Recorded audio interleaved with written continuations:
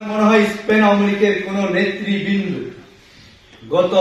বিগত ক্ষমতা সরকারে আপনারা জানেন এমন কোন প্রমাণ আপনারা দেখাইতে পারবেন না যে কারোর সাথে বিন্দু মাত্র খারাপ ব্যবহার করছে। কিন্তু আজকে 4 মাসের মাথায় আমরা দেখছি এমন ভাবে আমাদের বিরুদ্ধে ষড়যন্ত্র করছে, মনে হয় যেন আমরা দেশের বাহিনী। স্পেনে থেকে দেখতেছি মিডিয়ার মাধ্যমে, ফেসবুকের মাধ্যমে আজকে যারা জয় বাংলা স্লোগান দিতে পারে নাই, অথচ যারা শহীদ মিনারে গেছে ফুল নিয়ে, এদের অনেকভাবে নির্যাতন করা হয়েছে, মহিলারে, মেয়েদের এবং সবাইকে নির্যাতন করা হয়েছে।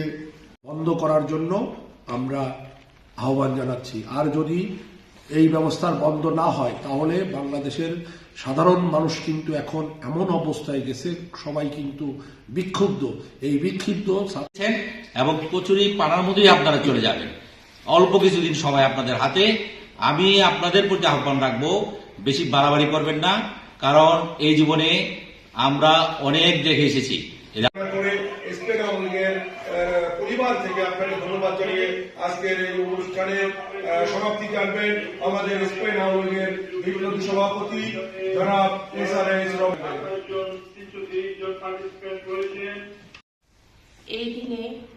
এই দিনটি বাংলাদেশে রাষ্ট্রীয়ভাবে যথাযোগ্য মর্যাদায় পালন করা হয়, কিন্তু কিছু সংখ্যক বিপদগামী ছাত্রছাত্রীরা বলে বেড়ায় যে ওরা নাকি স্বাধীনতা অর্জন করেছে নতুন করে।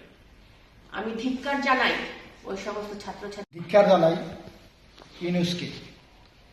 আপনি মেট্রিকুলার্স যেই শব্দ উচ্চারণ করছেন, আমেরিকার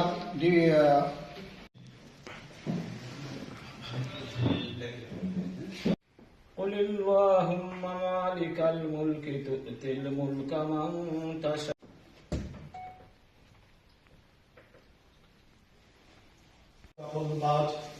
এই সুদী ইউনুসের